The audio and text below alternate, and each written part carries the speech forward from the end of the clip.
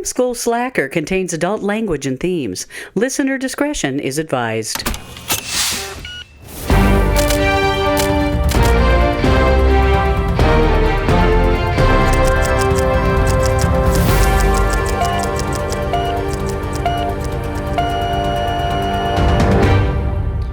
Hello and welcome to Film School Slacker. I am your lovely host, Megan, along with my best friend, Ian. Hello. And we are here. If I'm introducing, you know what that means. It is a flip the script episode. Yeah. So I am the one who doesn't know anything about the movie we're about to watch. And yeah, we haven't done one of these in a while. Yeah, it's been a bit. So that's why that intro was so weird.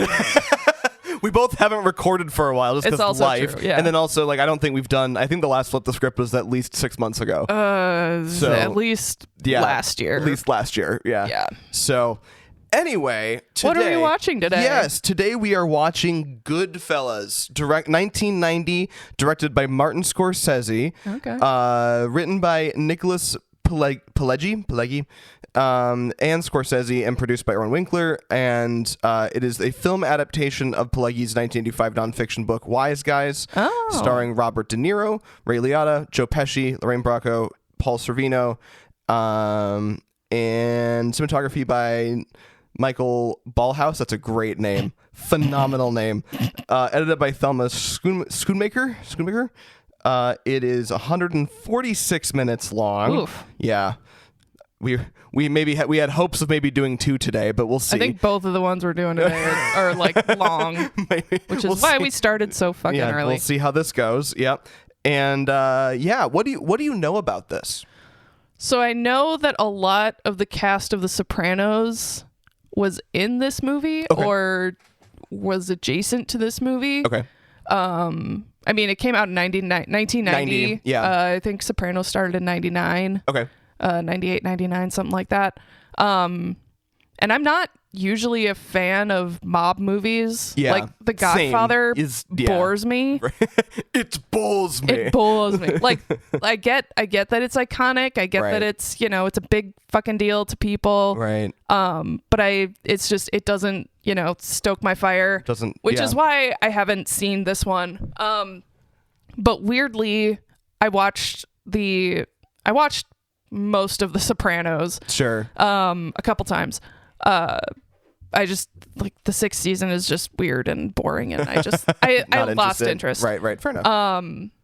But yeah, I also listened to the Sopranos podcast with Michael Imperioli and I can't remember his name. The guy who played Bobby. I'm not gonna be able to help you. I know. I'm. The second I look it up, I'll know it. But whatever. Right. Sure. Bobby Bacalari. That's the character's name. Okay. But yeah, with The Sopranos, it wasn't about the mob aspect of it. Sure. It was the acting and the storytelling. Right. It was just so well done that it didn't really matter what the subject matter was. Right. And that's where I came with that. Right. So I know there's something about egg noodles and ketchup. I don't know. There's some weird bits. And I should be very clear. It's been a while since I've seen it, so I don't remember all of the ins and outs. I do remember finding it very compelling. Yeah. And I liked. It's Martin Scorsese, so it's not going to be trash, Yeah. This is our he makes second good. Scorsese. What's our first one? Wolf of Wall Street. Wolf of Wall Street. Yeah. Episode 2. 2. Yeah. 6,000 years ago when we were bright-eyed and bushy-tailed. I don't think we've ever been bright-eyed. I think once we left high school, the bright-eyed and bushy-tailed just disappeared, stopped. just vaporized. Yeah. Yeah. But yeah, I think I remember finding it. I remember going into the being it's a mob movie. Yeah. Not really my thing. I have my redacted old boss who I still talk to is a big fan of the mob. That's a weird way to say that, but he finds it interesting in the same way that I find airline disasters interesting. Yeah. Boy, let me tell you, it's a good time to be fascinated by airline disasters because there's so many of them. I think the mafia in general is interesting, and like the history and how it came to be in the United States, you know, like the 20s and the rum runners and everything like that is pretty cool. But I don't understand the people who idolize it. Yeah, I think it's like the coolest shit ever and who want to be in it, even though nowadays it's mostly just like it's not really much of a thing anymore. I think I actually did kind of interrogate my old boss about this, and he's like there's a fascination with the people who sort of exist outside of the system. Yeah. I think that's where his interest comes from. It is kind of that modern like cowboy sort of you know vigilante type stuff that you know people that you know like exist outside of the system and don't you know necessarily work with the system, right, and yet still have what the system deems, you know, kind of lush lifestyles. I'm thinking more in terms of The Sopranos, where this is still relevant in this movie too. Yeah. Where Tony Soprano has, you know, this gorgeous house and lovely wife and nice cars and how do they get away with that? I couldn't just steal a bunch of money or racketeer and be able to like buy a house. It's such a weird in this economy. being an organized crime in this economy, there's no money to steal. It's also like there's also a part of me that's like you could just like get a real job. I know. It's kind of the scam artist thing where while you're working you're working way harder to get the same amount of money that you would if you just had a normal job. But I get it, like to a certain degree I get like the idea of people being like just soul crushed by being like reporting to somebody. Like I get it, but at the same time be your own boss, make your own hours, like really. So these are just like the Italian mob. They're just girl bossing, like you know, really be your own, make your own rules, do your own thing. But like it's just it's interesting that took hold here. It's such an interesting thing that was even able to flourish. Well, they're kind of like, from my understanding, they started off as like satellite like not locations, but like what's the fucking word I'm looking for? Like little spores of the mob back in Italy. Right. Yes. Like that's how it kind of. Yeah. They replicated the. And then it just, you know, grew and became its own thing. There were little consulates of the main mothership. And then it kind of took hold in its own way, right? Which is interesting because that makes you question also things like, what is the mob like in Sicily? How does that work? Like, I'm just curious about like how they. So it's empirically interesting. I kind of want to pull out like 4 or 5 episodes of The Sopranos for you to watch because they're really like they're so good. No, but I also just like I do also kind of find mob stuff kind of stressful because so much of it does exist in just like talking about people that exist outside the system. With very little like. And then it's like, but then if you start to like the characters, then now you're worried about them getting caught by this. Like, either way, don't get attached to Adriana. Right. Great. Thanks. Well, I think it was like She-Hulk. There was, I think at the start of one of the episodes, I think it was She-Hulk. I remember this where bit. Wong was watching The Sopranos and it was like, long-term parking was the episode title. And I swear to God, before Madison came in and spoiled it, I said the exact same thing. I'm like, long-term parking on The Sopranos. That's the episode where Adriana dies. And then she says it. And then she says, oh yeah, that's where Adriana gets killed. I'm like, okay. Also though, and Aaron like had it teed up and like set me up for it. And I'm like, you son of a bitch. I really liked She-Hulk. But anyway, as a separate issue, that was a good time. I was thinking about that last night because I'm like, we're watching GoodFellas, and I'm like, oh yeah, the long-term parking bit in She-Hulk. Yeah, that was funny. But from a plot perspective, do you know anything else about GoodFellas? No. Okay. The mob like stuff that's just happens. Mob stuff. Like you don't know like the core. No. Okay. Lorraine. Oh wait, isn't it they like the not CIA, the FBI gets one of the guys to be a mole or something, like a witness. It could be, but that's not the core concept of the like the end. Yeah, but anyway, yes. I do know that Lorraine Bracco she was the therapist in The Sopranos. She was, one of the leads in that show. She's fantastic. And I think there were a couple other names that showed up. Sorry, I just touched the mic stand and fuck everything up. The ADHD in this room is palpable today. I did take my Adderall. I don't think it's kicked in. Well, no, I think it has. I can always tell. Oh. I give it like an hour in the morning to kick in. I feel like it just kind of like my brain feels a little more solid, It's not sloshing around up there as bad. Ooh, that's fun. But yeah, so Goodfellas. So Goodfellas. Let's with that being said, shall we roll the tape? Let's roll it.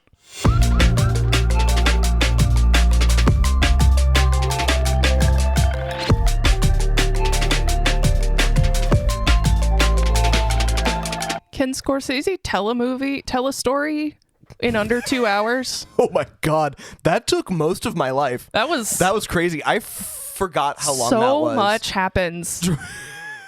And like it's a 2 hour and some change movie. Right. It feels longer. It does feel longer. Because of how fucking much happens. Yeah. Like they get through 25 years of this guy's life. Right. And it doesn't feel like you're missing a lot, either. Like, I don't know. It's definitely the time distortion was happening during the screening of this film. It's been a while, and now I'm remembering that when I watched it in film class. Yeah, it was like I think we watched it over the course of 3 or 4 days. That's got to be like a week worth of class time. It's crazy. Jesus. That being said, I did enjoy very curious. Did you? Okay. I did. I mean, there are aspects that made me want to tear my hair out and scream, but that's mostly because of patriarchy bullshit. And also that was probably the goal. Yeah. Well, I don't know. In 1990, probably not. Well, because so the thing that I'm gonna hold on. I'm gonna get my little soapbox out and dragging it out. Yeah, there it is. Step it on up. Okay, here she goes. All right. Should put step sounds. Yeah. Oh yeah. Under that. Anyway, I really hate in mob stuff, be it The Sopranos or Goodfellas or The Godfather. I fucking hate how women are treated. Oh yeah. I fucking hate it. It is the most bullshit patriarchal rules for thee but not for me bullshit because he says in the movie, Saturday nights are for wives, Friday nights are for girlfriends. Right. Like, fine, be polyamorous. You can love more than you can love more than one person at a time. Like, I fully believe that. But it's not fair. Yeah. It's not equitable if only one person in the relationship knows that that's what's happening. Right. And also it's expected that the other person doesn't engage in it. Yeah. Right. And it's like there are 3, maybe 4 ways that men in the mob interact with women, and it's as their wife, as their daughter, their mother, or their girlfriend. Right. And they treat options. They treat everyone with the exception of daughters and mothers like shit. Yeah. Like, if you're the wife or the girlfriend, fuck you. But you get no say. I am the man, whatever I say goes. Right. And you just have to deal with it because I pay for your life. Right. And and when Karen towards the middle, somewhere in the middle was when she was, yelling and screaming at him and losing her fucking mind. I'm like, I am on her side here. Totally. I don't love that she's doing it, in front of their kids. I don't love that she's going to the girlfriend and blaming her. Right. Especially with your kids in tow. That's something. Right. But the basic sentiment of her indignation she's being gaslit. She is being gaslit. She is being made to feel like she is crazy. Right. When she knows she's not. She knows that he is sleeping with someone else. Right. She knows, like, oh my God, my blood pressure is like going through the roof. I know. I'm surprised I don't have like an alert for my Aura ring. Like, are you okay? Are your heart rate too high? Like, what's going on, bud? Like, what? Are you running right now? It's just, it's such bullshit. Yeah. And, you know, I really hate that it's such a trope in mob movies. And mob stuff. Yeah. Because, I mean, even in The Sopranos, like, Edie Falco, fuck. Yeah. Like, that, yeah. like, she has her own, you know, she has her own story, her own, like, storylines and everything. And so, you know, but a lot of it is, you know, we can't get divorced. Right. What will people say? Right. It's very, like, it's a very stark contrast between, like, you know, the morality and the you know, relationship dynamics of the 1960s and 70s and 80s. Yeah. And the relationship dynamics of today. Because I swear to God, if Aaron ever gaslit me like that, I'd be gone. Right. Like, right. And I think that's the big thing is it's like, and also like I definitely the people I choose to associate with. Same. Like, that is just not a dynamic that I would ever be okay with.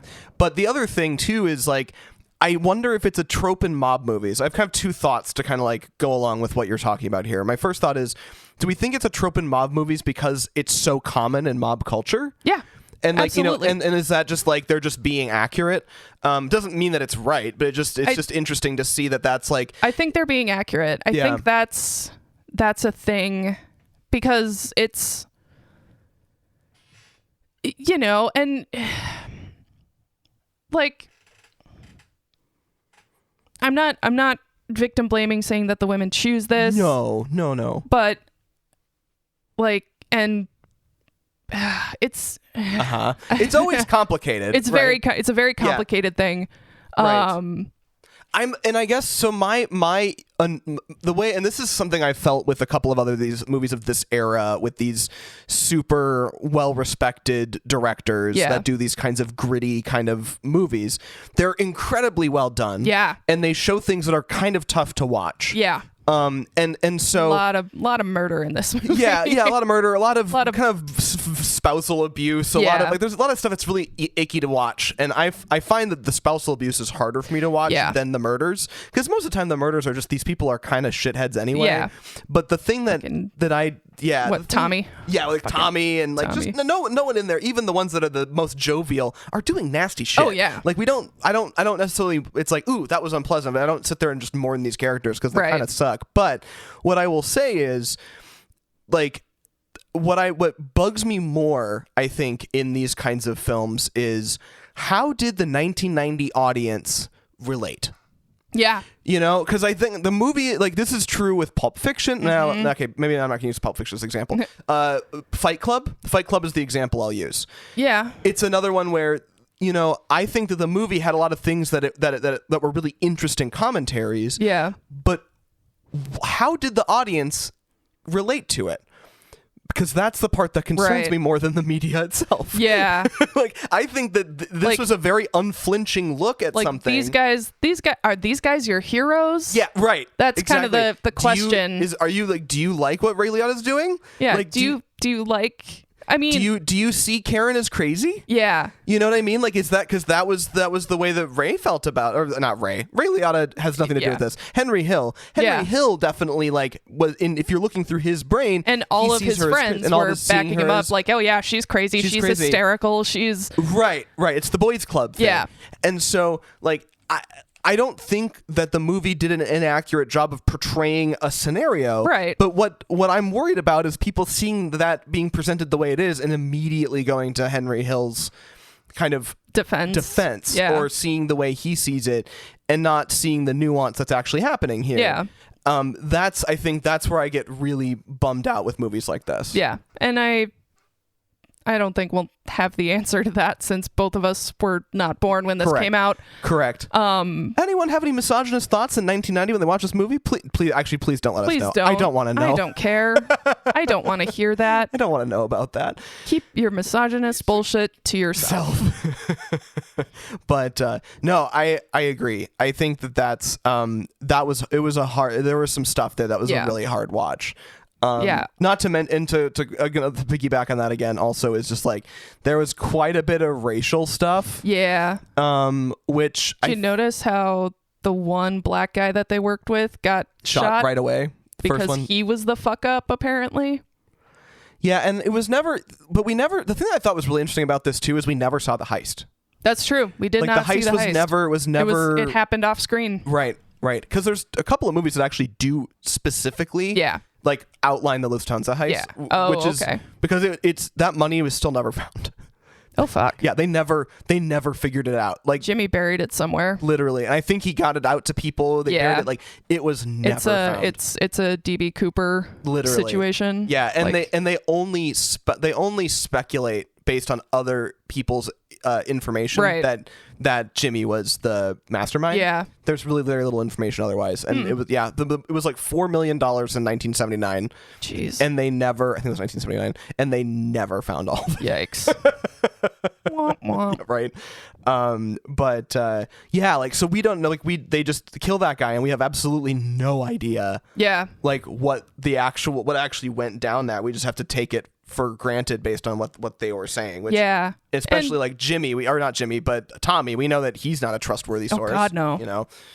But yeah, there's some N-words thrown around. Yep. Not as much as and different mediums, but The Sopranos, there was a lot of it. Whew, okay. There's a whole episode. There's a whole story arc where Tony Soprano's daughter Meadow. Stupid fucking name, by the way. I fucking hate that. That's a bad name. They call her Med. I'm like, what the fuck?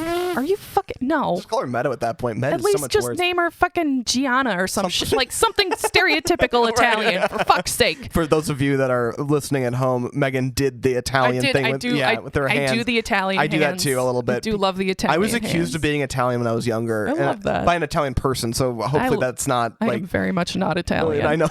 I've seen. You and I have different complexions. Yes. I would be more likely to be mistaken for Italian. But yeah, there's a whole story arc where Meadow, she goes off to college and starts dating this kid who's mixed race. Okay. Brings him home, and Tony basically tells him, "Get the fuck away from my daughter, you N-word." And yeah, and there's another whole episode about Christopher Columbus and how Christopher Columbus was painted with a bad brush, and like and it's, you can tell because all of the guys in The Sopranos were middle-aged and older.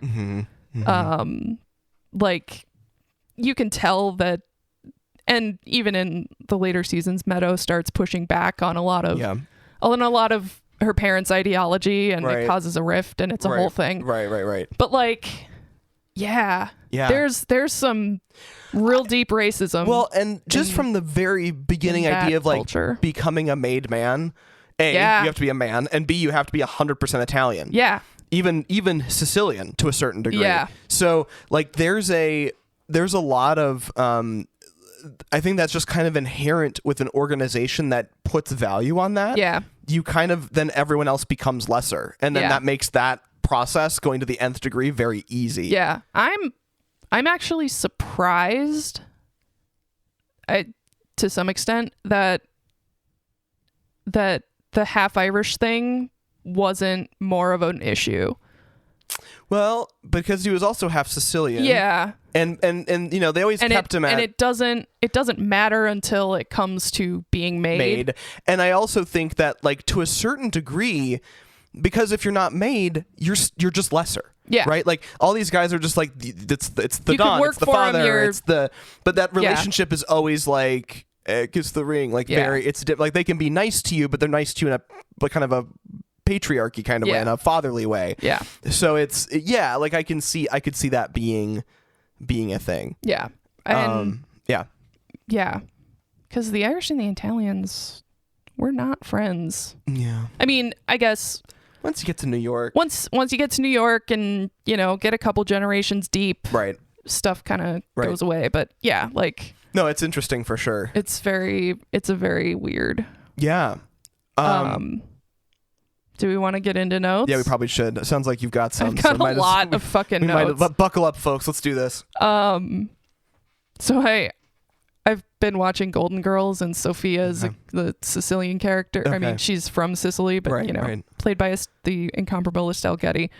And she always says, "Picture it, Sicily, 1923," or whatever. And I was like, "Picture it, New York, 1970."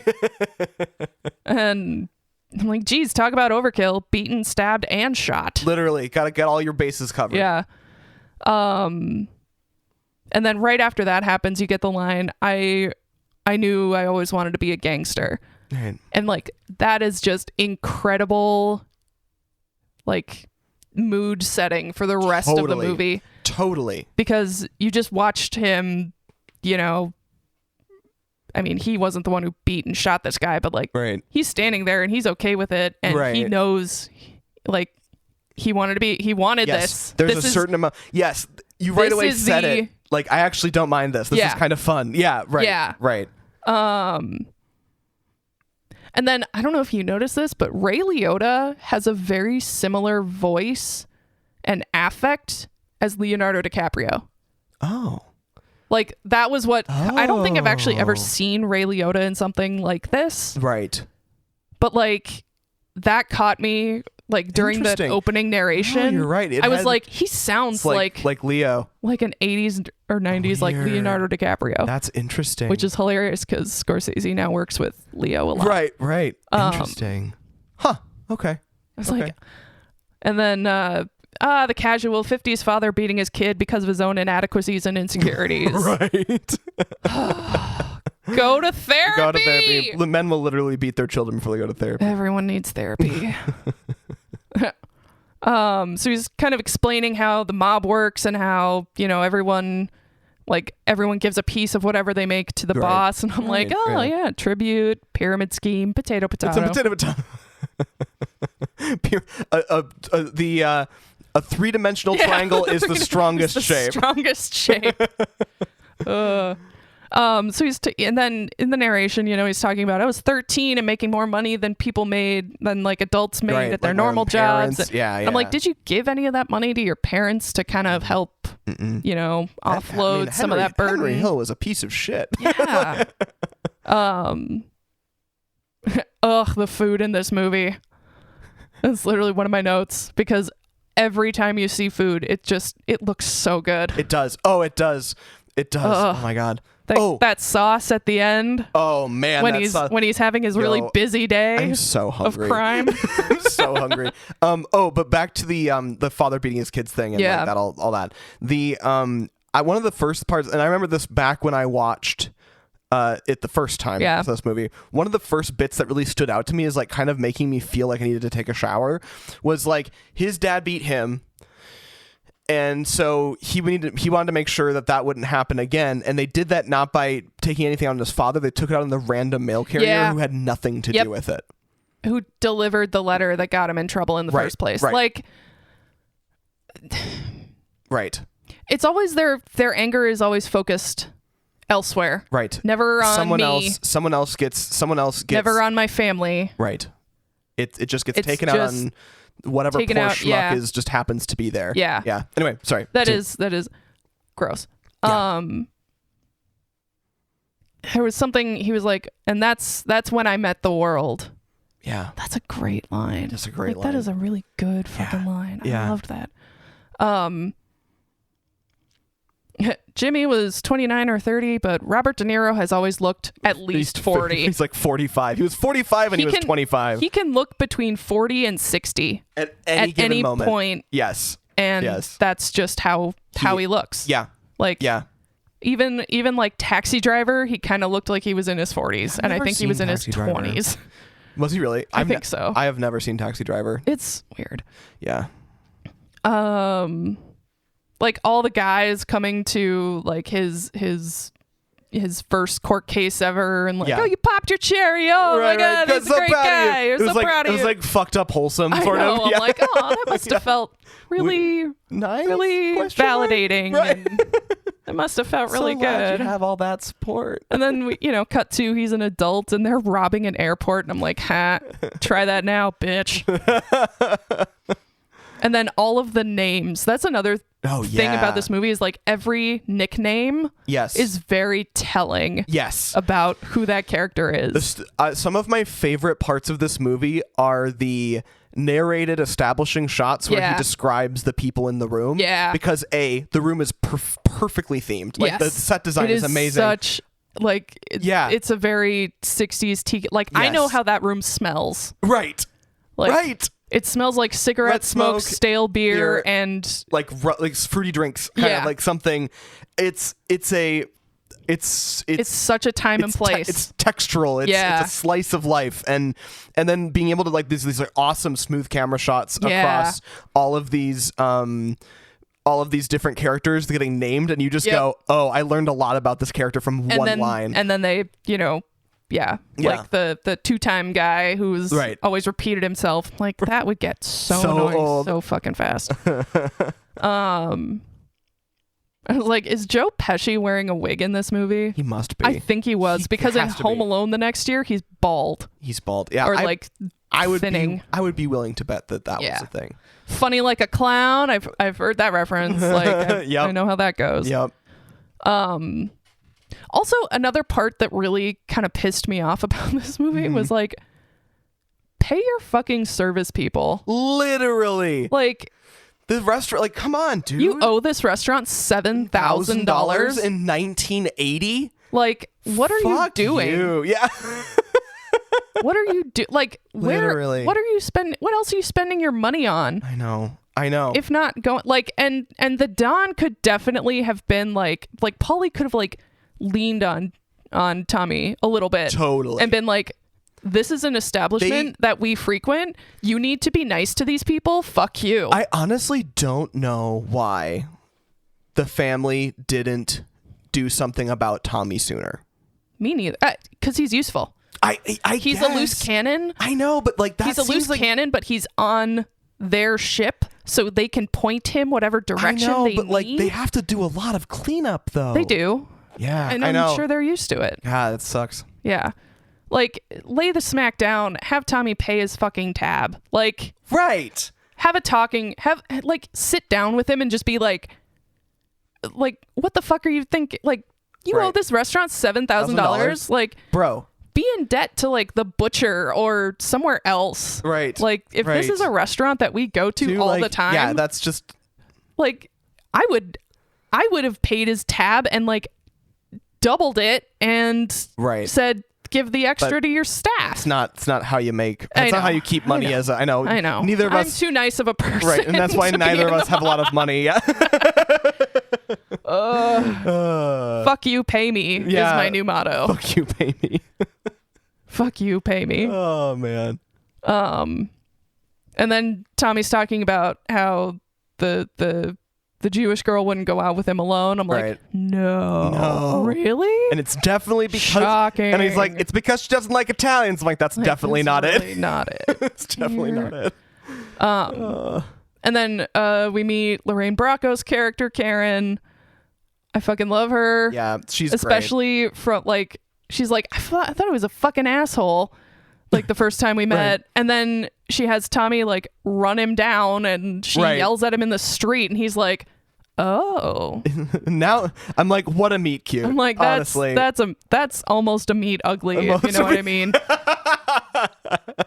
I was like, fucking get it, Lorraine, yell at that prick. Yeah, hell yeah. Amazing. And then he takes her to a date at the Copacabana.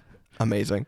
Was very like a little Mrs. Maisel coded. Totally. And I was like, and they go in through the back and then through the whole, the whole kitchen and the back way. And I'm like, I didn't realize I'll get you a table meant literally I will fetch a table for you. Like a fresh table. New table, yeah. Like, I'll put this table where we don't normally put tables. Yes.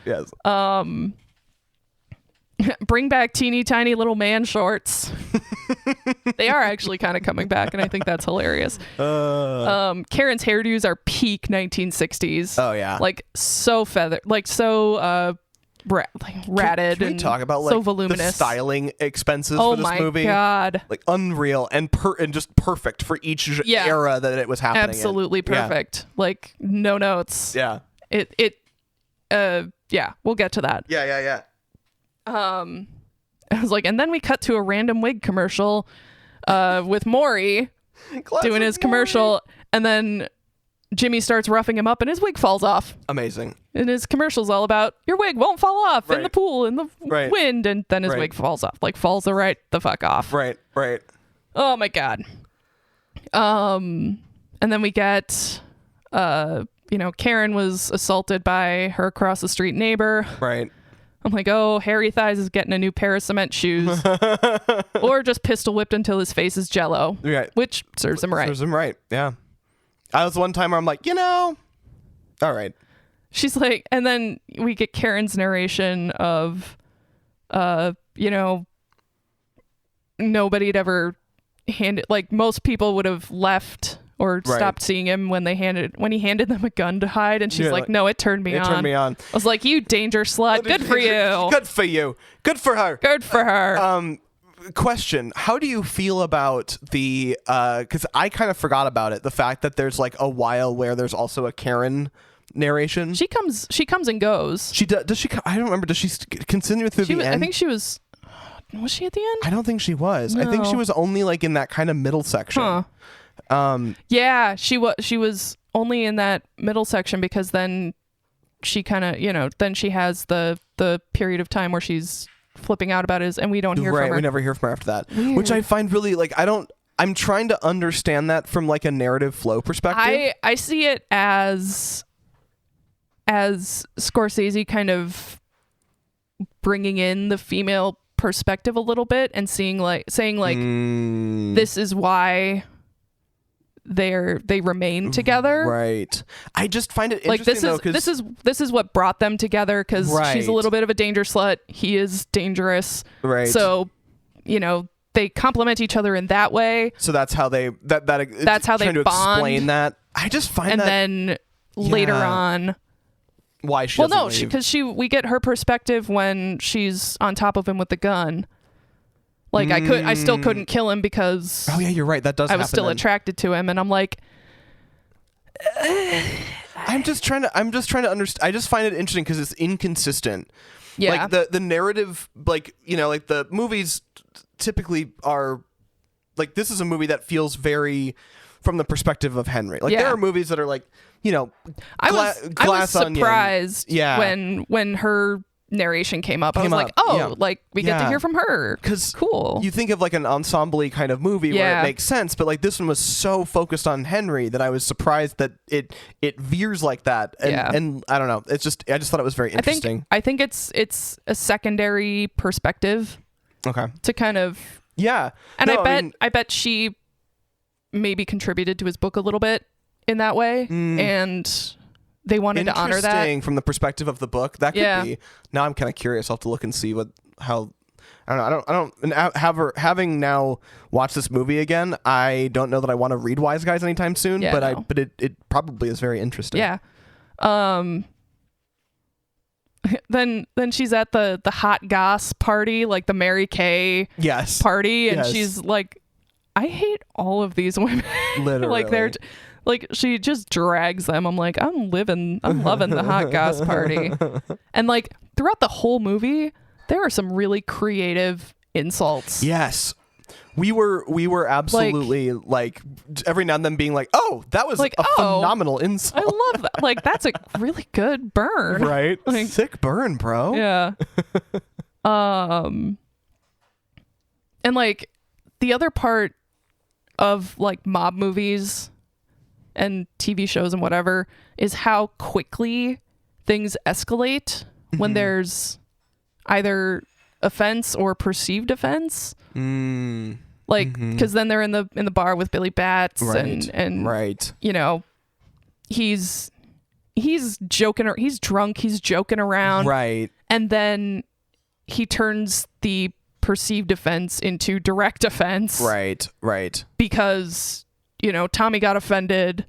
It's just you can watch that build up of you know, of the tension, and then Billy Batts gets murderlated, right, because Tommy's insane. Yeah. And then we're back to where we started the movie. Yeah, they're driving him. They get a whole ass food spread at 2 a.m. from Tommy's ma. I love it. I'm like, I want an Italian mom. like a little old Italian mom or grandma just to feed me an insane amount of pasta at all hours of the night. That sounds exploitative, and I apologize. I take that back. I would love my Italian grandma.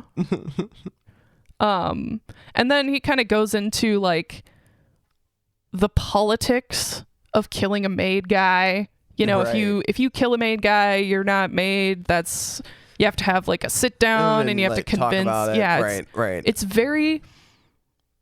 It's oddly formal. Yeah, it's oddly formal. Hey, it's organized crime. It is. This is not random ass crime. No, it is organized crime. Specifically organized. And like, yeah, the backlit red shot when they're digging up the body is incredible. That is an incredible piece of. That is just like I hate to say it, but that is literally cinema. It is like, literally cinema. It's like it is actually an amazing gorgeous. shot. Yeah. I'm like, damn, Scorsese. Yeah. Right. You're doing it right. And Henry is just losing his lunch. Just like, I can't even imagine. Oh, God, it must smell so bad. Because he's been in the ground for 6 months. 6 months. Yeah. Oh, God, it's going to smell. And then, like, he's you know, washing out the car, and it still stinks, and it's like, oh yeah, I ran over a skunk. Yeah, that ain't no skunk. Okay. Yeah. It's not what skunk smells like, but sure. God. And then Michael Imperioli shows up. I called him Chrissy because that's what they called him in The Sopranos. Yeah. His character's name is Christopher Moltisanti. Okay. I'm like, hey, Chrissy's here, and he got shot in the foot. Shot in the foot. And like, Tommy is the kid who never got told no. Yeah. He was never disciplined as a kid. No, absolutely. And he never faced any consequences. He never faced any consequences for anything. Yep. And I think that speaks a lot to how he is. He is and how he ends up. Yeah. Yeah. And then, you know, we get the fight with Karen. And, you know, he goes to the poker game, and you know, they're all the guys are echo chambering like, oh yeah, she's crazy, she's hysterical, like this is just what we do, blah blah blah, women are crazy, but like men make them crazy. Like, you are the assholes here. Anyway. Yeah, this is why I'm single. I just don't play the game. It's not worth it. Yeah. And Christopher's dead. Yep. He gets shot multiple times. Yep. Because Tommy also can't keep it in his pants. That scene. It's got that. I get really irritated with the other characters in that scene. Yeah. Because they fucking know that Tommy is going to do something absolutely unhinged. Yeah. It just speaks to how little they care about this random guy. Because they're going to egg Tommy on. At the very least, Tommy's going to like hurt the guy's foot again. Or 2, he's going to shoot him. Which, and this comes from my understanding of The Sopranos. Okay. So this might be a different flavor of things, but the kid who's serving the drinks at the poker game is like a recruit. Like he is your pledge, you know. Got it. He is the next generation of guys you're going to bring into your organization. I see. So like, if you have Tommy shooting all these kids, literally, like your organization's not gonna last into the next generation. Like, I just don't understand. And like, he's a dumbass kid who's maybe 17, 18 years old. Yeah, you just scare him a little. You don't. Yeah, you don't like shooting him in the foot was extreme, but he clearly didn't quote unquote learn his lesson. But that's the whole thing in the mob is there's it's the give and take, the fuck you, Tommy, like it's so and that's where and the fact that Tommy is so like, I called him, the nickname I came up with for him was Trigger Happy Tommy. Yeah. Yeah, so, because hair trigger Tommy. Trigger Tommy. Yeah, because like that's the thing is it's like it's okay, like it's like having a hot head is a thing that I'm sure happens quite a bit, and like, but you have to like, you can be a hot head and like, you know, like be on the offensive. Direct it at the people like that your boss wants you to direct it at, not at the people. Right, and it's fine, and it's fine to get like defensive, like, or you know, like that's just his thing, but like the idea that like it's worth the escalation is just says a lot about the character. And then Polly sits Henry down and is like, your wife came to me, and they're kind of talking him back into the marriage. Right. I'm like, oh, she went to his boss. Yeah. Good for her. Like, like, and he's like, yeah, you'll go do this thing in Florida for me, and then you'll come home and go back to Karen. Right. And then he gets, you know, caught in Florida and doesn't go home to Karen. Nope. And at that point we find out he's taking pills. Yep. So addiction is another trope. Yes. In mob movies and shows. Like, like Christopher in The Sopranos has a full-on like heroin addiction. Okay. Which I don't think ends up being his downfall, but is definitely not like, great. It's definitely great. Impacts his life very negatively. Yes, it does. Yeah. Yeah, and like, what fucking kind of prison does he go to? Like, it's got to be minimum security. Well, it sounds to me like they were in sequestered. They were in the same in their own their own little room. wing. Yeah, their own little wing of the prison building. That's so crazy. That's fucking weird. And then I think, and again, this is working off of my Sopranos knowledge, but like in The Sopranos, if a guy goes to prison, you like the community takes care of his wife. Like they give her money. Right. And like if a guy dies also. Right. You take care of the widow. Right. So I don't know like if that policy changed between, you know, the 80s and the 90s when The Sopranos take place, 90s, 2000s. But like the fact that Karen was struggling is kind of glossed over. I mean, she brings it up and there's the whole scene in the prison, but like then cut to 4 years later and she's still with him and they're, you know, happy. Ostensibly. Yeah, they're the turbulence of their relationship is to me is so insane, and then the idea that they're just like back together and that they ride or die through the whole. It's it's very toxic. Yeah, incredibly. It's not great. Yeah. Don't worry about it is a huge red flag. Literally. Like especially in this context. Are you talking about Maury? No. Because he gets out of prison and he's like, yeah, I got this deal and that deal and it's all gonna, and don't worry about it, babe. I'm like, I think you should worry about it, babe. I think Karen should worry about it, babe.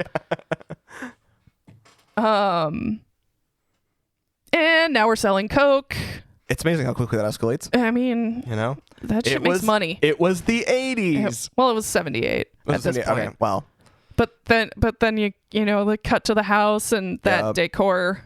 That cheesecake, that like ostentatious Cheesecake Factory situation. That Caesar's Palace. Yeah.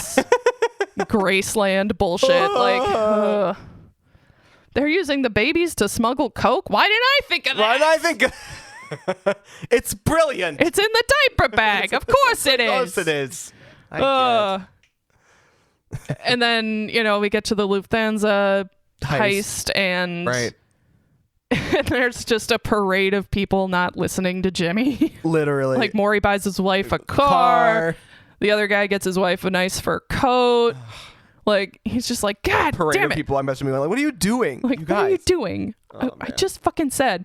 The second Morris brought up that money, I'm like, he's gonna get shot. Right. Because, yeah. And then, Henry gets his, Watto cash. Yeah. And I'm like, I'm not mad that he spoiled his wife and kids. Right. With the money after all the shit he's put them through. Literally. Like, those girls are gonna need some serious therapy. Literally, like so much. I swear to God, for their therapy. I hope part of that WITSEC negotiation was therapy for our kids. I know it was 1980 and that was still kind of really stigmatized, but holy shit. Right. Oof. God. Just Karen dragging them around and yelling at random women about being. Yeah. Oh my God. Anyway. That's a core memory. That's gonna be a core memory. Like, jump cut to Inside Out. Just yeah. Yeah. How are all these people still alive if they're living off of nothing but cocaine and booze? Literally. And I guess pasta has some nutritional qualities. Maybe it's the new diet, the new fad diet. Who needs Wegovy when you've got cocaine and booze? And pasta. That's Perfect. It. I love it. There's still 45 minutes left.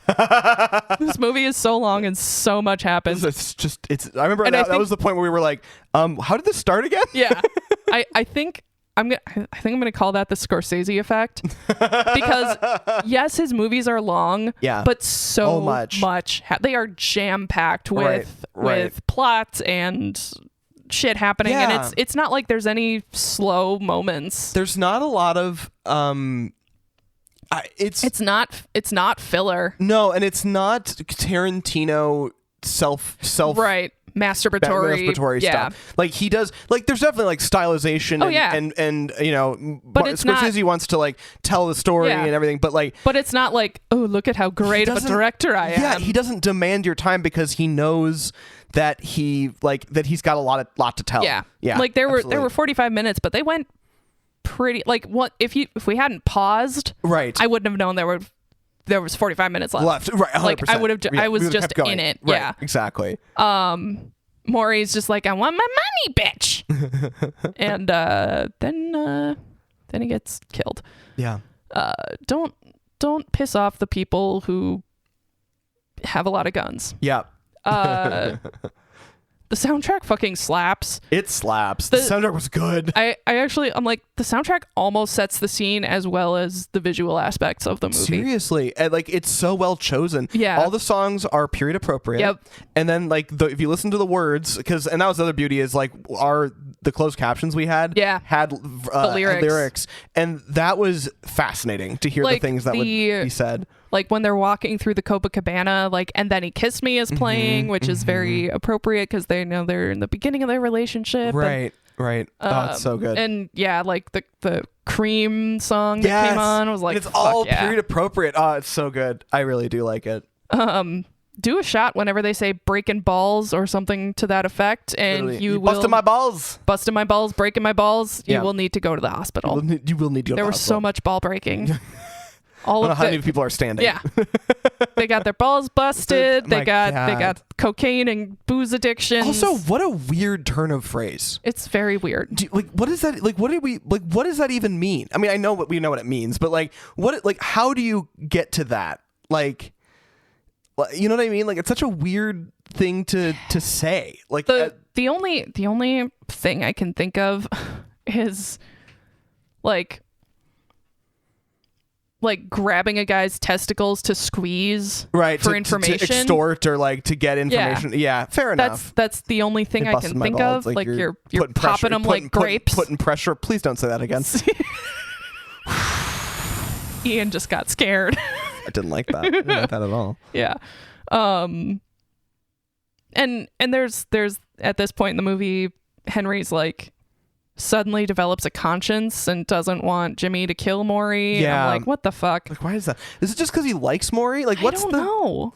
Like, I think he didn't like it, and I don't know. I find that very interesting that he just didn't like it. Like suddenly he's like, oh, I don't want him to kill this guy, but I've sat by while Tommy killed fucking everybody. And it is interesting because I don't think Henry killed a lot of people. No, I don't think he killed. He did. I think he was just present for quite a few. Yeah. And then, they get into the car with Maury. Yeah. And he kind of... I'm like, oh, I thought that was a garrote. No, it was an ice pick to the back of the head. Oh, is that what it was? Yeah. Oh, I thought it was a garrote too. No, it was. You can see him pulling it out. Oh, okay. I don't know how I missed that. I was like, an ice pick. Yeah. Oh, so they went in through the back, like underneath into the his skull. Yeah. Because I was like, wow, that he died fast. Because I thought too. Yeah, I also thought it was a garrote. Yeah. Huh. Okay. Nope. All right. This is not The Godfather. Apparently not. I'm like, yay, killing spree, because he starts killing all of the extraneous dudes. And call me a bad film kid, but I like it better than The Godfather. Oh, same. I like it a lot more. I am way in on this movie way more than I ever was on The Godfather. Yeah. And then I'm like, Tommy's only now getting made. Because he's like in his mid, like what is the timing of this? It was all sus, right? Know, yeah, right. It was all sus. It was like, it was just, And then I was like, oh yeah, made into a corpse. Made into. Burn. You're gonna. Oh, he's dead. Okay. Oh no, he's dead. It's the 80s when they're doing cocaine. Yep.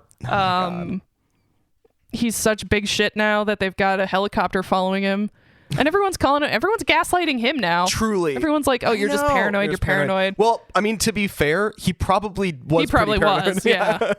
Because I also feel like that part of the movie felt like it was very much focused on his mindset. Like, this is a movie that I find really interesting because the pacing and styling changes with the way that Henry is feeling at the time. And that's, I noted a little bit later that like the narration kind of matches the pace of whatever scene we're in. So like at this point in the movie, he's talking about, all of the shit that he has to do, and he's got to go drop the guns at this place, and then he's got to get the the coke from this place and bring it to his girlfriend to do the quinine or whatever the fuck. Right. Like, it's very da-da-da-da-da-da-da. But then towards the end, the narration slows down. Mm-hmm. Like, and he sounds more tired than he did, and it's because it's the end of the movie. Right. We both pointed out that Ray Liotta on cocaine, or ostensibly on cocaine, looks like Joaquin Phoenix on a bad day. Yes. Karen doesn't look great either. No, they were not. Nobody looks good on coke. Right. Like, oh man, I was like, did he just not drink water for 3 days before shooting this scene? Because he just looks dry, fucking awful. Why was everyone? He looks either too wet or too dry. Why was everyone so damp in the 80s? I don't know, man. Coke, I guess. Probably. Yeah. He's so busy doing crime. It's just so stressful. Don't you get it? Don't you get it? The whole hat nonsense. The babysitter needed to go get her lucky hat. I'm like, that sounds like a setup. She was arrested too, though. Yeah. I bet they went easy on her because she gave him up. Because she set up the... Okay, I see. They were probably like, you're going to go to jail for X number of years. We'll cut it down to this. Sure. Or, you'll get time for good behavior. I don't know. Right. Fair enough. Because that's the other thing is like, New York cops in the 80s were all on cocaine too. Right. Like, they were corrupt. Well, the guy in the police station who takes his pinky and dips it into the coke. And he's just like... And then the camera pans up to him and he looks like he's on cocaine. Yeah. He looks exactly like Ray Liotta and he gives him a shit-eating grin. And I'm like, oh, that's right. Every New York cop in the 80s was on cocaine. On cocaine or on the take for the mob, and they were corrupt as fuck. Yep. I say were. Putting a gun in your panties is a choice. That is a choice. That was... Yeah. No thanks. Yeah. The narration, and then I pointed out, the narration kind of as we're going into the trial, or as we're getting to the end of the movie, is slower, sounds more tired. He's just like, I've been doing this for so fucking long, I'm tired. Jimmy's in his I dress like a grandpa era. I love that. He's just wearing I'm just Mr. Rogers at this point. He's wearing a little cardigan and some nice glasses and legitimately bronchial. I wrote that down. Legitimately bronchial. Because he doesn't want to go anywhere cold. Right. He's legitimately bronchial. He's going to get a black they say it like t-shirt 4 that times. just says legitimately bronchial on it. I loved the the witness protection negotiation. Yes. Cut with the arrests of Jimmy and Polly. Yep. Like that was. Yep. Brilliant. That was brilliantly done. An incredible way to save time. Yeah. And 100%. just like a really good storytelling device.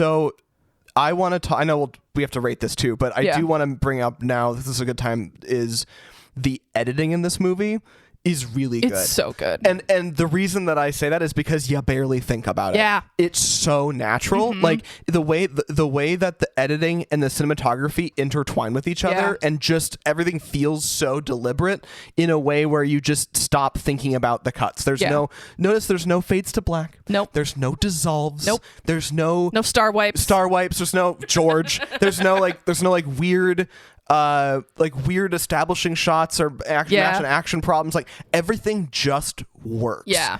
And the editor is a woman. Yeah. And that happens a lot. A lot of the best editors are. You've heard the what's his face? The bit about George Lucas? No. Oh. Because apparently his wife edited a lot of the first one. Oh, no, like the reason Star Wars is even a watchable movie is because of his wife. You're right. Anyway, I have probably controversial takes on Star Wars, but we'll talk about it anyway later. Interesting. I didn't I don't question it, but I didn't enjoy him on the witness stand and getting up and coming at us at the end. Yeah, that was weird. That felt very stage production-y. It did, and I was like, that doesn't fit. But it was the only time. And it goes from narration to him saying it live in front of the camera, and I'm like, I didn't enjoy that. I get that he's coming to confront the audience and be like, I had it all because I gave it all up to do this thing right, and I was like, I don't care. So what I would say is that it's actually my main critique of the movie is the way that the narrative is like the way that the narration works feels a little scattershot. Yeah. And I think some of that's just because they were probably being somewhat faithful to the source material and trying to do it that way. But I don't necessarily understand some of the decision making along the way. Yeah. I mean, I do like the fact that to what you had described earlier, like it gets more frenetic, and the way he describes himself is based around kind of the time and place that's happening.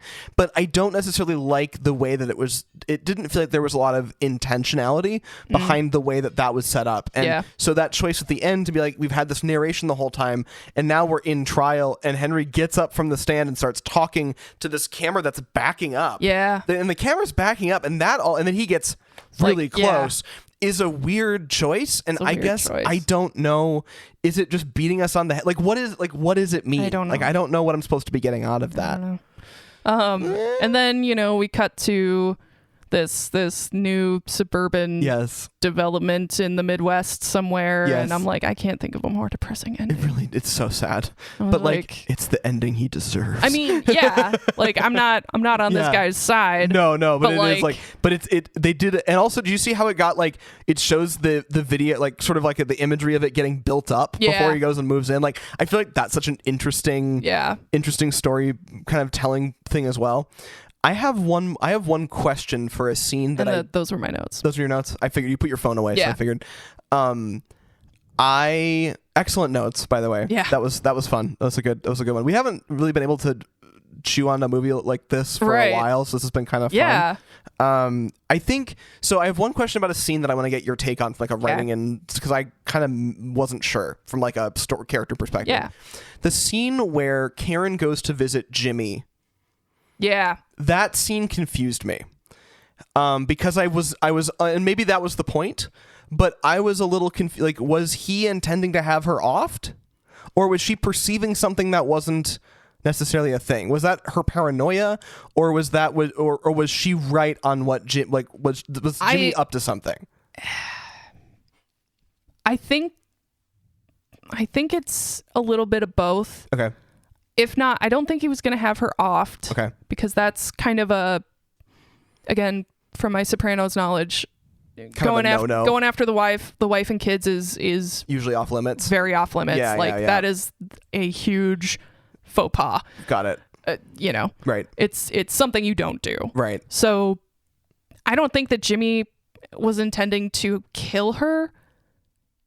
as much as maybe scare her into silence with those big guys. I don't think he intended anything good. Like, I don't think there were actual Dior dresses. And that's what I was trying to, like, I was trying to understand, like, and like, I just don't know what would have been waiting for her. And that was like, and it was definitely a scene that had a lot of tension, and it put you in Karen's mindset. And but she was rightfully freaked out. But I was trying to understand, were we viewing this, usually when you're watching a movie like this, it feels like you're watching it from the lens of the person that's telling it. You to a certain degree, like, your visuals are distorted by the way that person is telling the story.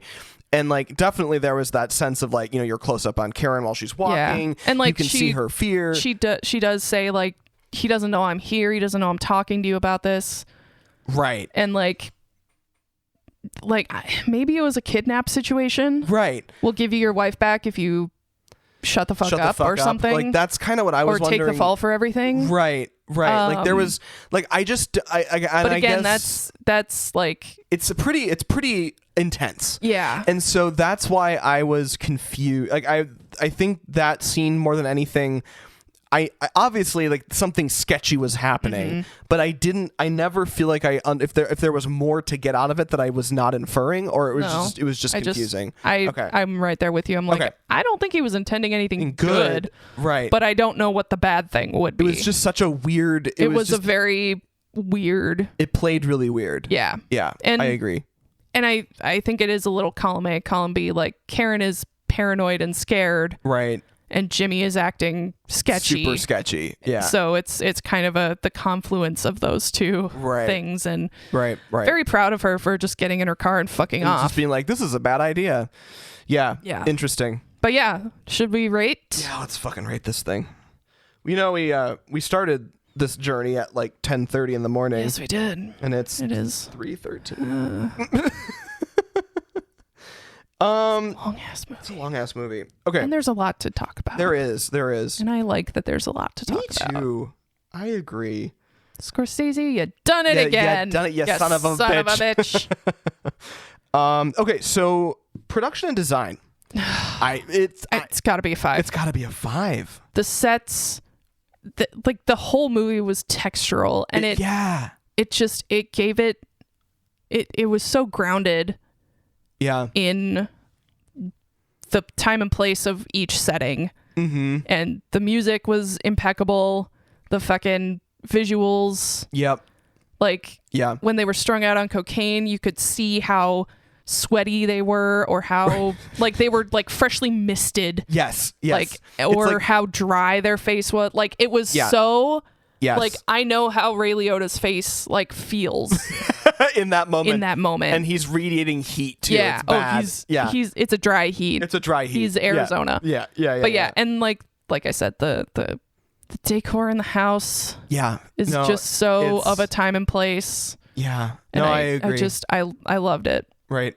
I can't Martin say Scorsese, please make a film adaptation of McMillions. Thank you. Oh my God. That would be insane. Right? With that guy in his gold lame suit. Yes.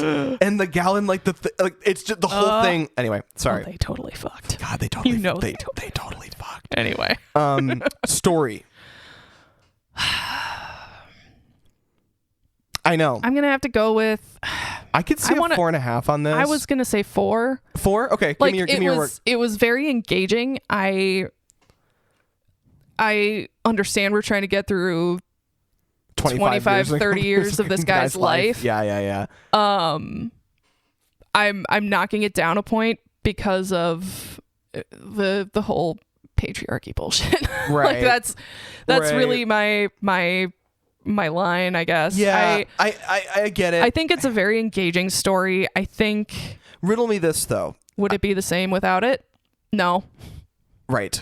But I think something to consider on that, and this is, I'm okay with like a 4.5. Yeah. But I think that we should probably dock that in cultural, like, because I don't, because again, if you want to dock it for just like they're trying to tell too much or whatever. But I guess my question is, do you not like it specifically because of how people like you know what I mean? Right, like I'm trying to you know what I'm trying to say? Like I'm not trying to defend the patriarchy here. I'm just trying to figure out if we want to dock that somewhere else. I kind of want to dock it in both places. Okay. And the 4 is also, it's not just the patriarchy stuff. It's there's so much. This movie was so long. It's so dense. It's a lot. It's like eating a really decadent dessert. Yeah. And like I can't handle too much sweet stuff. This is really the Cheesecake Factory. It is literally the Cheesecake Factory of movies, and There's I love that about it. 250 items on the menu. Yeah. And it's pretty over the top, and you're just gonna be stuffed by the end of it trying to keep all that. Yeah. No, that's a weirdly good metaphor. You're being overfed in this movie. A little bit, yeah. Like I think there are a couple plot points that we could omit, then the movie would be fine. I think you're right. I'm not saying that as a critique. It's more of a it's more of a an observation, right? Because this movie is so goddamn dense. I agree. Kind of like Wolf of Wall Street. Yeah, I think that's so much. I think that's just sort of something you have to deal with Martin Scorsese. I think that's just his style, and that's great. And like good for him. I was never bored. No, but at the same time, I was also kind of overstimulated. Overstimulated, yeah. And I think that's why I will always prefer Scorsese to Tarantino. Oh God, is because Scorsese, and we said this already in the thing, but like Scorsese, like everything's there for a purpose. Yeah, and he doesn't take the audience for granted. Yeah, he doesn't value your time so little that he can just have fucking Bruce Willis just walking down the street. Yeah, Bruce Willis just walking down the street for no goddamn reason other than just to like have a scene that he wants to make. Like Martin Scorsese is like, oh, if I'm gonna do this like 2.5 hour movie, every single thing I'm putting in there is gonna help tell the story. Yeah. And it all serves the story. Yeah. And like I find that I feel like he's more respectful to his audience for it. Absolutely. Anyway, that's just neither here nor there. I'm sorry, I'll put my soapbox away now. It's okay. Anytime we start talking about Tarantino, my soapbox we'll just scoot my soapbox over to you. Oh, thank you. You can borrow mine. We share a soapbox for this show. Okay, performances. I'm gonna have to give it a 5. I think you might be right. I don't think even all the detestable characters. Fucking Joe Pesci nailed it. Joe Pesci is wild. He is that guy crazy. Is crazy. I think that I don't know a lot about Joe Pesci. I mean, we've seen him in 2 movies in the last like. Have you ever seen? Oh my God! Why can't I think of the name of the musical? The musical about Frankie Valli and the Four Seasons. No, I've never seen it. Because Joe Pesci was friends with Frankie Valli and the Four Seasons when they were growing up. Okay. Like they're from the same area of New York. And right. Like they knew each other. Did they make a Frankie Valli joke during this movie? They did, didn't they? And I was like, it's good. Because Joe Pesci's in it. That's funny. But yeah, like, and Frankie Valli and the Four Seasons in this community was fucking huge. Sure. Like he is a very famous Italian. Right. And oh, why not? Yeah. Joe Pesci was kind of their like gopher in the early days. Okay. And they mentioned it in the musical, and it's like, Joe Pesci. Yeah, that Joe Pesci. Why can't I think of that fucking musical's name? Okay, hold on. Shit. You're gonna say it like my brain has. I don't know. There's like a chunk missing because this is like the 3rd time today I've tried to think of something really fucking obvious and I can't think of it. Oh yeah. I can see the poster. Jersey Boys. Jersey Boys. That's what it was. I'm like the second fucking that Jersey Boys. That's funny. Okay, I need a nap now. That my brain was like, man. Clint Eastwood actually adapted that into a movie. Yeah, I've never seen it. Okay. We could put it on the list. Put it on the list. It's a good. It's not as good as the musical, but it's. Megan gets a point. Yeah. We're doing points again. Oh, jeez, it's been a while. I know. Well, we haven't come up with a movie on the podcast. That's true. Yeah. Okay, cultural impact. I want to say. I want to say 3.5. Okay. All right. Like, and that's like with an asterisk because this movie in the Italian community was huge. Okay. Like the reason I know so much about it is because of the Sopranos podcast. Oh. Because so many members of the cast of The Sopranos were in this movie. Okay. Like, you know, Lorraine Bracco, Michael Imperioli, several others whose names I don't know. But yeah, like it I'm actually surprised Joe Pantoliano was not in this movie. Oh, yeah. But yeah, like it was huge. Right. And you know, I think was this Scorsese's breakout movie? I don't think so. I don't think so. No. Scorsese's been doing it. stuff for fucking ever. He's been at it for a long time. Yeah. Yeah. But yeah, this movie was a huge deal, and I don't want to, you know, overlook that.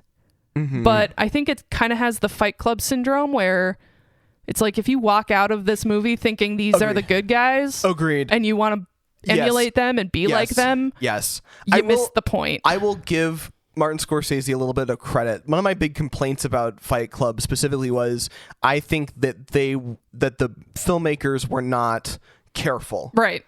With telling David that Fincher, story. Yeah. Whereas I think that Martin Scorsese was a little more respectful of the material and how kind of just it was a little more they didn't make them as cool, you know, like as you know, you could have had you see Henry the Hill, ugly side of it. You do, right? You see the blood spatter and the nasty bits, the violence is not glorified. It is just uncomfortable. It's fast. It's uncomfortable. You see the bad relationship stuff. It's not romanticized. It's just hard. Yeah. As they get up on drugs, instead of being like awesome wearing their fur coats, they just look like shit. They look like terrible. He was much better about it. Yeah. It doesn't mean that people are going to come away from it being just like, oh, that's kind of fun. And that's going to happen anyway. And like, there are always going to be people who, you know, who idolize this kind of stuff. And 3.5 is, in our world, is neutral, what we would say in cultural impact. It's like neutral plus. Right. So we would say that, you know, in this world, I think that, you know, we're saying that, yes, the patriarchy shit pulls this thing back, but there's enough of it that's so... You know what? I'm going to change that. I'm going to bump it up to a 4. Bumping it up to a 4. Because, like, all the patriarchy shit, like, you do see that the downside, you know, like, his wife is, you know, they have a very toxic relationship. He's still cheating on her even after all the, like, it's just, it's so well made. It's so, like, it was so big. Yeah. Because, you know, didn't it win a bunch of awards and shit? Because Scorsese wins awards. He does. For a reason. Why. Like, I believe it. Good for him. But yeah, like, I just... It won... Oh, it only won 1. Oh, okay. It was nominated for 6. Okay. It got 1. What do you think it was? Adapted screenplay? No, it was an actor. Oh, De Niro? Mm-mm. Liotta? Then who? Oh, Lorraine Bracco? Who? Pesci. Oh. Fucking A. And then he went on to be in Home Alone. Which is 1 so and 2. Fucking crazy. Which is hilarious to me. Now going back and thinking about Home Alone, like, because it was literally the year after. And he ended up being he was like... a joke character. Joke character. And I love that for him. Like, I know. He went from winning an Oscar for playing this really gross kind of horrifying, asshole, like, hard character, and to playing a comedy villain that the wet bandit, cartoonishly bad villain. I love it. I love that for him. You know what, Joe Pesci, you're all right. Come on our podcast. Yeah. Let's talk. Let's have a conversation. So this movie gets a rating of 4.5. Damn. Alongside The Men Who Stare at Goats. Oh, wow. Hail Caesar, Gladiator, The Addams Family, and Dogma. That's a very weird bunch. It's a really weird bunch. I'm like, I don't really know what to do with that. I kind of love that it's a weird bunch. This is 4.5, you guys. Like, you watch that, you're going to have, I don't know, like, So on our website, everyone, just in case you're curious, if you go to our website, we have a movie rankings page that actually every episode we've got the rating is actually up online, and it's weird. It's weird. Like and I think we do need to do like some refactoring someday. I don't know how we're gonna do it yet. Yeah. But we really do. It's a bizarre. Maybe it's a weird we list. add another category. Maybe. But I don't know what it would be. Like, it's if you weird. have any thoughts, let us know. It's become pretty fascinating. It's very weird. Anyway, that's pretty fun. Oh, and then as per usual, 4.4, the movies in the rating right below is Home Alone 2, The Lighthouse, Office Space, Blazing Saddles, Robin Hood Men in Tights, and Pretty in Pink. 4.6 has, right above it, My Big Fat Greek Wedding, rated better somehow, Silence of the Lambs, X2, Addams Family Values, and Wolf of Wall Street. Okay, so Wolf of Wall Street, they're kind of right next to each other. Yeah, and it's interesting. I think we quote unquote get Wolf of Wall Street more because it's newer and it's a little bit, takes place more in the 90s 2000s. Yeah. And I also think that like rather than its farcical nature is kind of more obvious. Yeah. Which I think is interesting. It's like it's a 0.1 of a difference. Yeah. And Henry Zabrowski, I'm going to say he's the 0.1 difference. Henry Zabrowski, come on our podcast. Yeah. So anyway. But yeah, I really enjoyed this one. I didn't think I would. Yeah. I think it was really well made. It is. Going to be a while before I watch it again. Yeah, no. Because, it's longy. It takes a couple of years to watch it. So. It does. I am now 37 years old. We've aged 3 or 4 years. Yeah. I agree. It was a fun one to revisit because it really just is like, it does show like how fucking good of a filmmaker Martin Scorsese is, and you want to be mad about it because he's kind of a film douche, but I think he's better. Like, he's earned his chops more than some others. He cut his teeth. He did. Before a lot of other filmmakers did. Yeah, and I think he just tells a good story. He does. He's a good storyteller. He's a very good director, and he's a film douche. But once you reach a certain level of fame, you're just a douche. So. Not a great voice actor though. So don't watch Shark Tale. Do you remember? Did you ever see Shark Tale with Will Smith? I did. Do you remember that he was a voice in it? No. He was the puffer fish. I don't remember that. I remember Will Smith and Jack Black and Angelina Jolie. God, the sexy fish. The sexy fish. That's all I remember. That movie is such a fucking fever And there was dream. A car wash. There was. Shark wash or some shit. Working at it was a whale wash. Because they were big enough to go through the car wash. Yeah. And then they did like a Christina Aguilera version of Car Wash that they made for that movie. Yep. God, that's a weird fucking movie. Anyway, why is that in my head now? We'll never know. I don't know. Anyway, anyway, so boogie boarding. Thank you so much for listening to this episode of Film School Slacker. We've been off for a couple weeks, and we're gonna be a little sporadic just because of life and things. Life sucks. We're not going anywhere. We're just trying to do what we can with what we got. Thank you so much for listening. This week, I'm Ian. I'm Megan. We will see you next time. Bye, everyone. Bye. Thank you for listening to Film School Slacker. Our graphic design is by Mitch Ransdell. Music by Ariel Shalom and Ziv Moran. Voiceover audio provided by Mike D and Janet Paoni. Learn more at filmschoolslacker.com.